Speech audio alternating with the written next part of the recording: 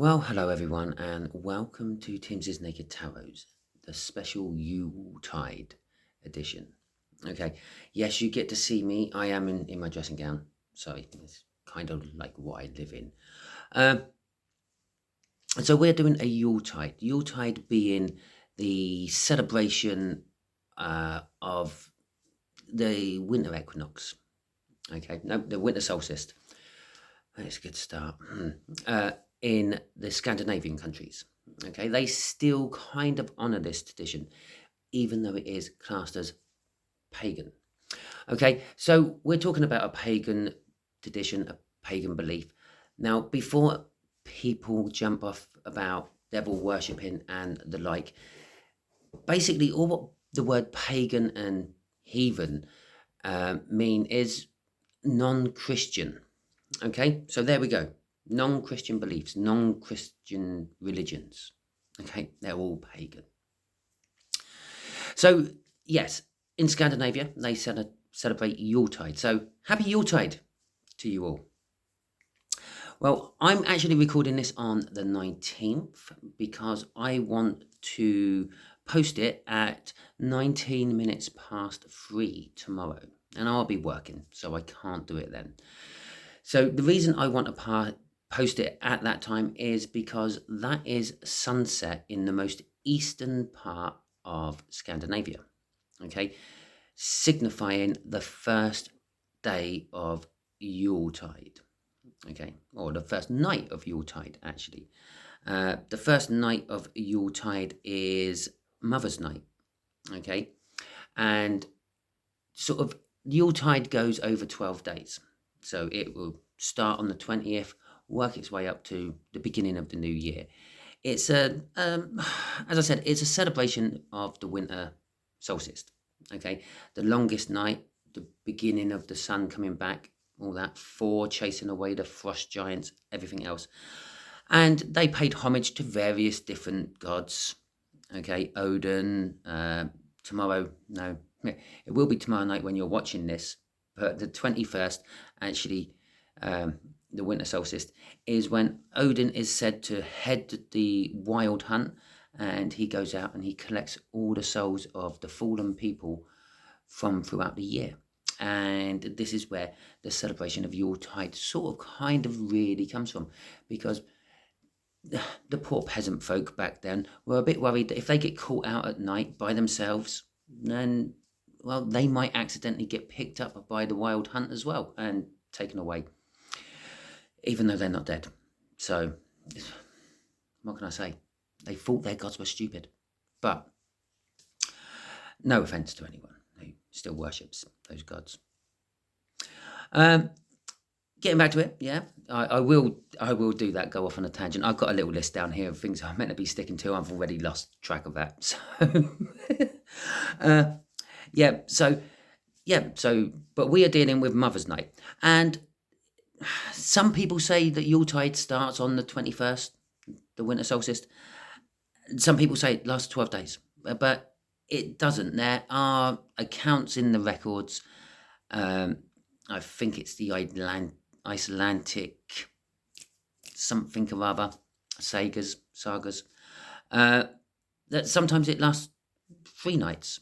Yeah, the day before, the like midwinter's eve, midwinter, and the first day after midwinter, when the sun starts to stay up for a little bit longer. So it does that, goes for 12 days. Right, I'm going to just pause the video for a second while I collect my thoughts. Okay, just had a quick look at my notes and got back to it. I really didn't want to pause the video while I'm doing this bit. Okay, I only meant to have one pause in here when I leave this bit and go on to do my little read. You will be getting a little tarot read towards the end. Okay, but a little bit of history is... I apologise in advance as well if I butcher any Scandinavian names, Scandinavian words or anything. I probably already butchered Yuletide. It's probably pronounced slightly differently. But King Hakon, he passed a law to merge Christmas, or Christmas at the time, and Yuletide into one celebration, one time off. By traditions of Yuletide, you don't work. Okay, there is a god who will go round and he will check up on all the households, and if he sees anyone working, he will discipline the people doing the weaving or the type of work they are doing. It's a bit hard because there should be preparation and all that. Okay, you've got to get the dinner ready and things, but I suppose you could say that I do this out of love and it's not work. I don't get paid for it, so it's not work. Okay, so yeah, so King Hakon, he passed a law. He merged Christmas and Yule together, and we still have lots of traditions from Yule or Yuletide, which we still have in Christmas. Okay, the Christmas tree. Wait a minute. Let's the Christmas tree. Yeah, try not to see any of my mess. Is one such tradition from Yuletide, because during Yuletide you used to bring in the evergreen stuff to harbour it from the coldest, darkest nights. This is where the mistletoe comes from. It also comes from the god Balder as well, and there's a bit more of a story for that. If you want to look into that, check out, I think it's the latest video. No, what's his name? Northern Pagan, I think his name is. Done. I was watching that on the way home from work today.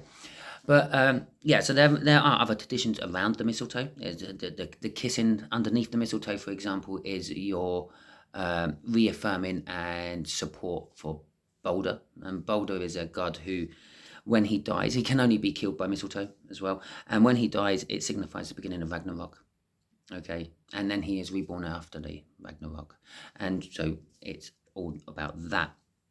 And bringing in the holly, bringing in the Christmas tree, decorating it all and everything, making it look nice, bringing in pine cones and things. Just looking after nature during its hardest day. It would be the longest night. It would be the coldest, theoretically, day and night, because the sun won't be up for so long to warm everything up. And this is also where the 12 days or the 12 nights come from as well, to get all those things back out. Because if you leave all those greenery in your house after 12 days, the spirits of the said nature get angry because they feel entrapped. So you have to let them out again. What else have we got about Yuletide, which was still in modern Christmas? Father Christmas. There you go. Now, I haven't found any written evidence, and other than Wikipedia, but you can't always believe Wikipedia. But Odin has kind of lent himself, among other figures throughout the Nordic folk tales and Germanic folk tales, to be in Father Christmas. Okay, obviously Odin travelled the world in one night, collecting all the souls who had fallen. Okay, in not so much leaving presents and things, but there is another one. Can't remember who it is now, but he used to travel through the streets, the countryside, getting and gaining blessings for a fruitful new year. Okay, and he used to pass gifts. He used to tear through the countryside. This is more of a Germanic tradition. I think the Grimm brothers wrote about him. So there's that one as well. There is obviously the giving of presents. There's the Yule log. Now most of us know the Yule log as a big Swiss chocolate cake with lots of rich chocolate icing on, and maybe a little holly leaf and a dusting of icing.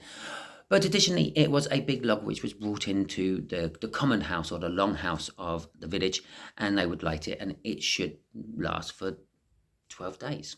Okay, but I'm assuming that if it didn't, they would just put another log on while everyone was drunk and no one would notice. And there goes another one. The festivals, the feasting and the drinking, that all comes. We have that in Christmas. We have a big feast on Christmas Day, and then we have another feast on Boxing Day, St. Stephen's Day, I think it is, and it is actually related to the god Freya, I think, in Yuletide.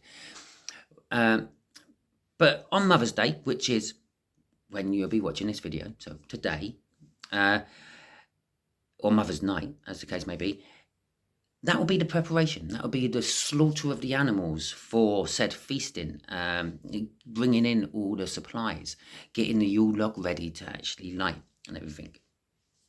Okay, so that's our little bit of history about the 12 days or nights of Christmas, Yuletide.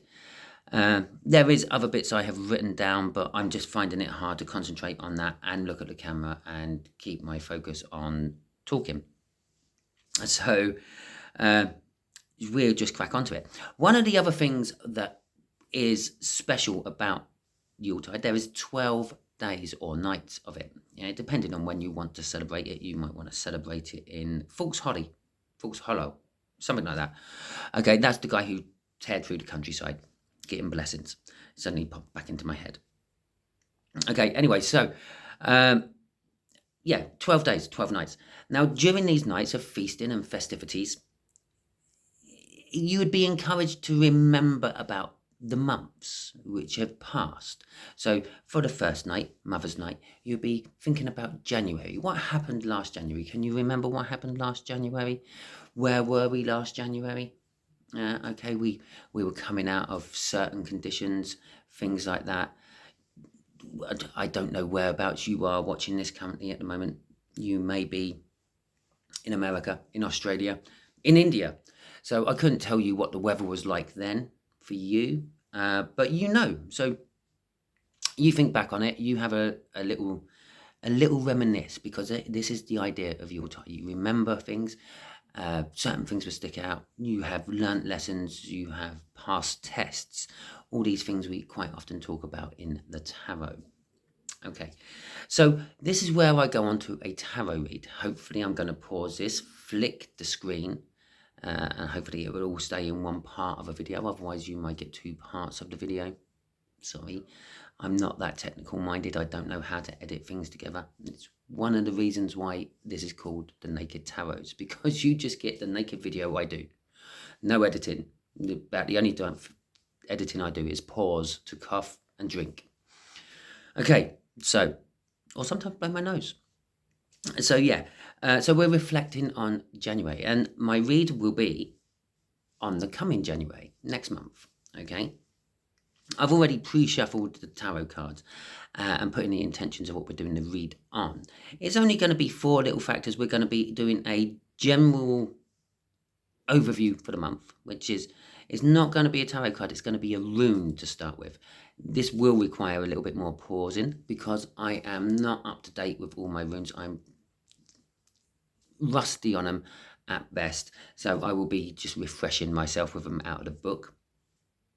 Okay, unless I just feel something of it straight away, and then we'll just go with that. Okay, and then we'll have a few tarot cards to clarify what the rune is actually trying to mean. I'm using my Viking cards because I just think that's very fitting for Yuletide and Scandinavia and everything else. The second one we'll be doing will be love. What sort of love that could be coming your way in January. Then wealth, and then generally the world. Okay, so basically what's going to generally be happening elsewhere, away from your little part of the world. Or it might be slap bang in the middle of your little part of the world, depending on how the read goes. Okay, so here we go. I'm going to put it on pause, try to get set up, and hopefully it will work. Fingers crossed. Okay, this is going to be interesting. It's worked so far. One of the other things I do, which is the closest thing to editing in my videos, is I video upside down. Okay, so I have to turn the video the right way up before I post it on YouTube. Now, I've just videoed me sitting upright. So if I try to edit the video and turn it upside down for the tarot read part, you're going to either have an upside down me or an upside down tarot read. So what I've done is I've actually stuck my cards upside down. They're in the reverse, so to speak. So when I put them out, they should be the right way up for the read. Could get me confused though. As for the runes will just come out as they come out. If they're in reverse, they're in reverse. If they're not, they're not. Okay? I think that's the best way to do it, because I can't have a look at the rune and say, well, it should be upright, it should be upside down. It is just how it is. My runes are in here. I made all my runes myself because as soon as I started looking into runes and everything, I just felt the need. I had to make my own runes. After reading the first few chapters of the first book, I found the best way to do runes is make your own runes.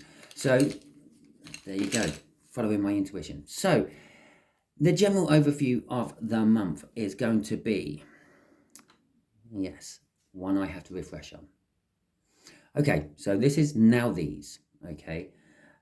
This is the rune of need and necessity. So let's go on with it. Okay, well, it's actually kind of, oh, by the way, this is a rune what doesn't have a reverse. It's the same both ways up, okay? So it's quite a significant meaning. We're talking about Yuletide, or we're doing a Yuletide read. One of the things that this rune represents is the need fire, okay? The need fire is a ritual fire lit from 2 ancient beams of wood, okay?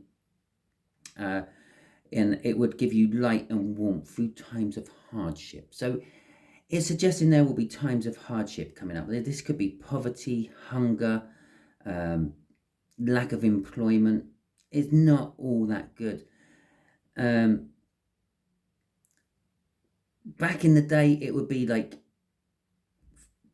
a symbol of famine, outbreaks of fatal diseases and the like. In more current times, we could be looking at that as perhaps, well, especially in the current climate, cutting back on your heating because the heating bills are too expensive. Possibly looking for new work after contracts are finished. You may have had temporary work as a shelf stacker in a supermarket for the run up to Christmas and all that, and now you're not needed, so you're looking for some more. Okay, so let's get some clarifiers out for this one then, please, universe. So this is for the general month of January for you lot. Okay, not the brilliantest of runes to come out for it, but yeah, there is a need, there is a necessity. I've turned them up. No, that's actually come out the right way for you, hasn't it? It's come out reverse for me. So we've got the Page of Pentacles, we've got the 5 of Cups, and we've got the 4 of Wands. I think we're going to have one more out of there, and then a crossing card. Okay. And the 6 of Pentacles. So the Page of Pentacles is a representation of learning. We are going to be learning things. In your times of need, you tend to learn things. You tend to learn how far you can actually take things, how much you can endure. You will be suffering from loss and regret. Obviously, this won't be for all of you. This could be just one card resonating for a few of you within the whole month. So there could be breakups. Then a card of the 5 of Cups, loss and regret, is the need, the necessity to have something. Okay, you're mourning those 5 cups. Now this could be the fact that you're just mourning the end of the festivities of Christmas and the fact that you are going back to work. Okay, now there is also commitment and new starts. Yeah, if you've just had a breakup with that 5 of Cups, you'd be having a new start. You might not want it, but you've got it. And this will also be bringing balance in, okay? Crossing it is the Emperor. Now, the Emperor is all about taking control. So this could be what the necessity or the need could be represented by this rune. The need for you to take control of situations in the coming month of January. You need to learn things. You need to accept that things are lost, okay, and move on. You take control of your own life. You are thrust into a new start. This is a good new start. It is commitment. It is the 11/11. It's celebrations of birth, deaths, and marriages, okay? But again, the Emperor is saying you have to level up. You have to take charge of these situations. If you go with the flow, oh no, go with the flow. But if you just let the flow take you where it wants to take you, you could be in need of a lot. So guide your boat through the flow. Yeah. If you see it's taking you to some rapids, but there's a clear path, guide your way to that. be observant and watch out for what is to come. What is to come. Okay, with the balance on the end there, that is literally saying you will, by the end of the month, we will be balancing out. You could look at this as weeks of the month. So the first week you are going to be learning some new stuff. Loss and regret, perhaps you learned you just been fired or you've just been dumped. Okay, and from that loss and regret, you find out that you are now free and single, and you are committed to finding something new, committed to a new job hunt or something like that. And at the end of the month, we get the balance. So let's see what is coming out for your love for this reading. Okay, so we have got Rado. Okay, Rado. As I said, I may be butchering some of these words. And to be quite honest, a lot of the names of the runes have been lost to time. So we call them what we think, or we pronounce them how we think they were pronounced. Okay, not necessarily how they were pronounced. If you notice, my runes are coloured as well. Not all runes you get are coloured. Now, all the different runes do have different colours to go with them. Okay, so Rado is all about taking a travel. It's not so much travelling, it is more of experienced in the journey. Or I should say, it's not so much about the destination, it's about experiencing the journey. We all have the same destination at the end of the day. Okay, it's celebrated here. So if you're meeting up with someone new, yeah, you split up, remember, and then you commit into something new. So if you're meeting up with someone new, it's take special attention to the build up to it, to the travels of it, because where it's probably going to end, if it ends in marriage or ends in separation again, it's kind of an inevitable ending of a relationship. Okay, you're going to either live together forever or break up. There isn't really many two ways about it. Okay, and when I say break up, that could be death, what separates you. Okay, so can we get some clarifiers out for this rune, please, universe? There we go. That's 3. Okay, so we got the 4 of Cups. This is all being done backwards for you, though, isn't it? Yeah, I'm going the wrong way across the thing. Okay, that'll be one I have to remember for tomorrow's read. Right, so we got the 4 of Pentacles. We've got the 8 of Pentacles. We have got the Page of Cups, and we have got the 7 of Cups.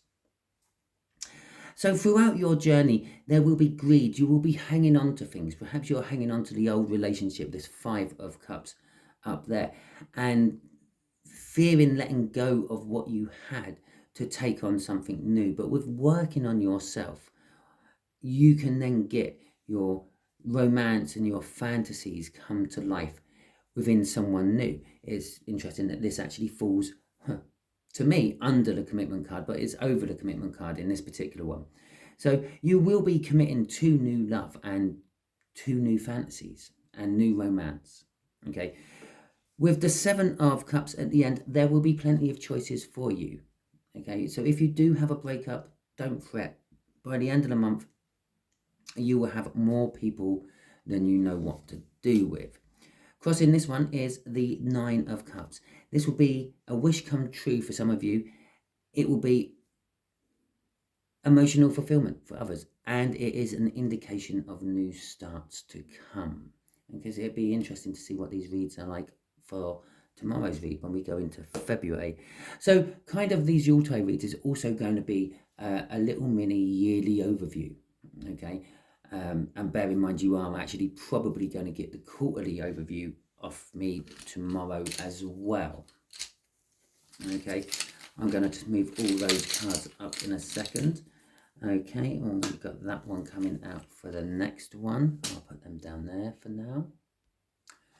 So this one is for wealth. Okay, so wealth, we have got Iwas. Okay, again, yes, I may have butchered that. If you are Scandinavian, you might be shouting at your screen at the moment, saying, no, I've told you in the past what this one is. Okay, I'm not sure if you're watching or not. but I have got a friend in Holland, and yeah, she did try to tell me what all these actually are pronounced like. I'm not brilliant at learning languages, trust me. Yeah, so this is the rune of death, regeneration, rebirth, changes, and magic. Okay, so within your wealth for January, all these things will be happening. There will be death, there will be rebirth, there will be changes, and there will be magic. This is the representation of the yew tree. This symbolizes both death and regeneration. The yew tree is a highly toxic plant. If you eat the berries of a yew tree, you're gonna die. Okay? If you don't, you're gonna be violently ill for a very long time. But that is generally toxic to humans and livestock, actually, and was quite often used for both ritual suicides, non-ritual suicides, and murder. Okay, actually poisoning someone, killing someone off. It is an evergreen. It would be some of the foliage you would bring in during Yuletide. It was so again. It is an appropriate rune, and so is this one, because for some you would have to travel from your outlying villages or outlying farmsteads to the main town centre to celebrate your Yuletide in the big communal hall. Okay, safety in numbers, gathered warmth, free food, and the like. Although you would be expected to bring some food with you. Okay, that is one of the traditions of Yuletide as well. But the amazing thing about a yew tree is, I don't know if many people know this, is when it dies, when it gets old and it dies naturally and it starts to rot and falls apart, it reveals there's a new yew tree growing within inside it. And that's the regeneration. It is a continual cycle. It's like the death card. Something dies and something is reborn. So let's see what this yew tree represents for your wealth with the tarots. Okay. So your wealth for January, well, is probably taken a knock in December. Let's face it, it's Christmas. It's a very commercialized thing these days, and it costs lots of money. There's the overthinking. Some celebrations and rejoicing. Okay, the Four of Cups as well. And now that is in reverse. Judgment. I don't know how Judgment got in here. Okay. A timely reminder to take your mistletoe out, along with the rest of your evergreen you brought in. Okay, so the Nine of Swords. There will be overthinking. You will be kind of trapped within your thinking, but it's not too bad. It's a signifying, again, of the end of it. Okay, for those of you who watch this quite often, I quite often say that that's some sort of ghost sitting on that altar and she is being sacrificed by those 9 swords. You are killing off something from the past. This is a wealth part of the reading. You're killing off all that money you spent in December. Okay, you're starting afresh. Let's start from a clean slate. With the Three of Cups, there will be communication coming in on a wealth basis, and possibly the need for some of you for financial support. Okay, the Three of Cups is all about group networking, support groups, and that as well. Possibly you may need to bring someone into your company. You may need to bring a so-called third party in to help things along. Perhaps things are really picking up for you after Christmas or Yuletide, and you need help. Okay, the Four of Cups is dreaming and wanting. Okay, I'm feeling off this. It is the fact that some of you may be just wishing and wanting you actually had more wealth. But you have got wealth sitting in front of you in the form of those 3 cups. So stop dwelling on what you don't have. Concentrate on what you do have. You have skills, you have talent. I'm sure in some shape, way or form, you have tools of your trade kicking around somewhere. Put them to good use.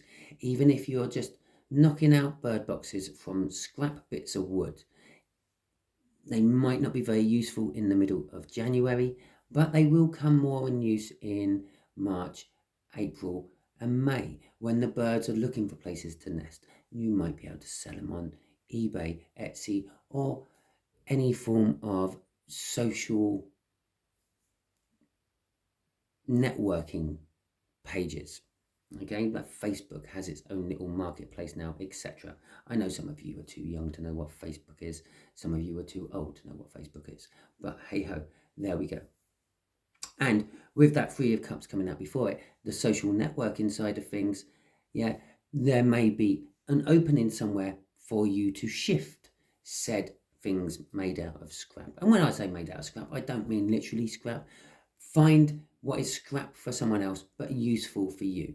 I'm sure there are plenty of joineries or carpentry places in and around where you live, and I'm sure that they have little bits of ply or timber which is too small for them to fit through the machines and would normally just be earmarked to be thrown out or burnt or sent to locals in the village for firewood. Okay, with Judgment in reverse, some of you could just be literally reminiscing on before Christmas when you had money. Okay, Judgment in reverse is telling me you will not be getting any form of money coming in from previous months. Okay, yes, obviously if you've worked and they are owing you money from the previous months, you will get things like that. But investments I'm feeling you may have put in on December may not be good and viable to take out in January. Okay, and you may just have to wait a little while longer, and that's what that judgment is telling me on that particular bit. Right, I'm going to move all these up for a second. Oh, we better get the crossing card out as well. So then I'd have room to put the last set of cards out. So get the crossing card out. So hang you on. Be patient. Learn temperance. Okay. The Two of Wands. You are going to be making decisions. You're going to be faced with choices and moving on and taking them. Okay. And I'm pretty sure I said choices with that rune. Did I or did I not? Okay. So let's get out this last rune. Let's see what is going on in the world in the month of January next year. Okay, we have got this one. And again, I'm going to have to check this one. Hang you on. I was right with my thinking. I do love that.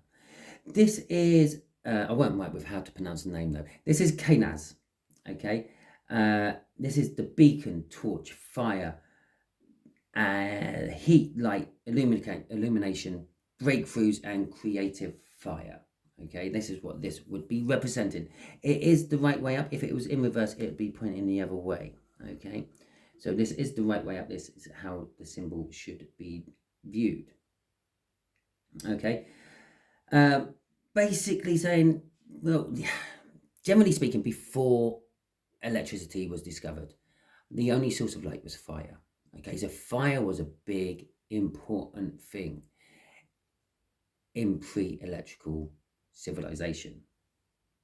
Okay, it didn't just provide light, it provided warmth. And, well, I'm pretty sure in the Norse mythology, Odin gave them fire, gave the Norse fire. Okay, gave the Scandinavians fire to heat themselves, to cook their meat, to make things better for them, to keep them warm, to illuminate their path in the dark days of midwinter. So again, it is another very appropriate rune to be putting out for January. January are some of the darkest months of the year, or one of the darkest months of the year, okay? Although it is getting lighter as it goes on. So this rune is telling us to sort of like possibly channel your energies into your creative fire and thinking for this world section. Okay, so when I say you, I mean the collective. If we all start channeling our energies in what makes us passionate, what fires our soul, then we have chances of actually making this come to fruition. Okay, like a mass manifestation. Yes. Oh that just made me think of religion, and I nearly started ranting, and that wouldn't have been good for this video at all. So, okay, let's get the cards out. Can we have the clarifiers for this fire? What is going on in the world? Okay, so the universe is making lots of choices, and we got more fire energy here. We have got love energy there to temper that fire, and we have got the Seven of Pentacles. Okay, so this fire is, again, the fire is the driving force pre-electric. Okay, it was what powered industry before electricity, steam engines and the like. So there we go. This is the universe's choice. Okay, we got the Two of Wands there. That's your choice. Okay, you can make that. That's got what's it called? Free will. That's got free will written all over it. Okay, your free will. This is the major arcana of choice. Okay, yes, it is called the Lovers in modern day decks, but in olden day decks, especially when we're dealing with runes and things, it would have been the choice.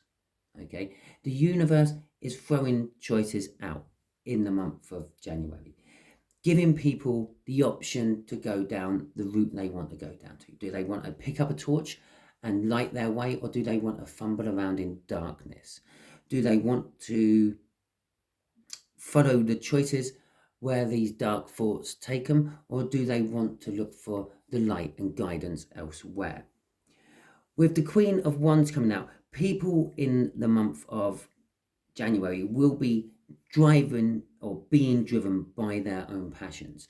The Queen of Wands is a very passionate person. She is very fiercely defensive against those who support her, and she is very aggressive against those who cross her or her supporters. Okay, she can be very loyal, but she is very fickle. She can turn on a sixpence. It all depends on where her passion is taking her. So we have the choices, and we have the individual's passion. Okay, and this will be like, when I say the world, I'm meaning like world leaders and things. These are their sort of energies I'm putting on at the moment. Now, there will be love and communication of love. And when I say love, I don't mean the American president is going to be sending love letters to the Chinese president. I mean, it's more of, they will be looking at things more compassionately. Okay, for instance, they'll be looking at, you might have a bout of bad weather. Texas might get snowed in again. Okay, I know that it happened a few years ago, possibly last year, can't remember. And it'd be Biden. I think you have Biden in power at the moment. He might deliver some like aid package because he's being compassionate to his people. With divine timing on the end of this, and it feels so wrong, is because I'm going the right way along here, but they're all upside down to me, so it feels like I'm going backwards, and it might look like I'm going backwards to you. And that's what I actually feel from this divine timing card. Time seems to be going backwards. It seems like with all the technical evolution of the world, we seem to be going backwards. We are now trying to re-land on the moon. Well, we done it like 50 years ago, 60 years ago. Yeah? What is the big hold-up? The computing power of the first moon lander was less than what you get in one of those cards which you open up and it sings happy birthday. What is the big hold-up? Why have we not already colonized the moon and have a moon base and mining loads of minerals on it? That's what I mean by, although the technology is marching forward, it's almost like we don't know what to do with it. Okay? So it is a case of the divine timing. We have planted the seeds of technology, but it's come to harvest, and he's there, he's holding his hands on hips, and it's like, I don't know what to do with it now. I've got all these pentacles on my tree. My money tree has grown, and I don't know what to do with it. Okay? He's making no effort on picking it. So that's what I feel like the attitudes of the world is going to be in the month of January. Let's just get the crossing card out, shall we? Contracts, soul contracts. I feel with the fact that we got the Lovers card out here, we got passion out, we got the choices, and we got a divine timing. I feel there could be treaties and ceasefires, okay, throughout January. There could be changes of hearts, going back on contracts to form new contracts. Possibly for all of you throughout January, check contracts as well. Yeah, the fire illuminates. Check those contracts through January for things you may have missed when you were looking at them at the Christmas party after you had a few beers. Okay, so that is your read. Hopefully you really enjoyed that. Sorry, it's been 40 odd minutes of my voice droning on, and you've got a slightly weird reading because it's sort of, I'm sure it's going backwards. I'm going to have to check it back in a second. And hope you all tune in tomorrow for, well, the Wild Hunt. And it'll be the reflections of February and the read of February. Okay, thank you very much and catch you all soon.